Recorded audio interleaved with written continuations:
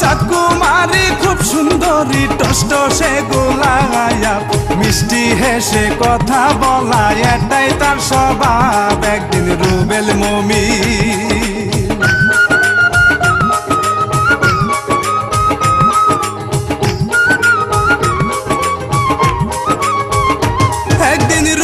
মমিন পুকুর পারে আম কাটিয়া খায়।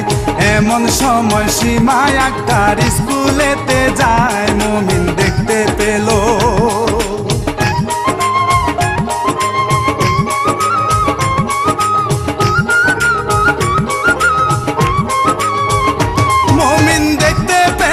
আর বলিল ওরে রুবেল ভাই, দরকার হইলে জীবন দিব আমি তারে চাই ওরে বন্ধু আমি।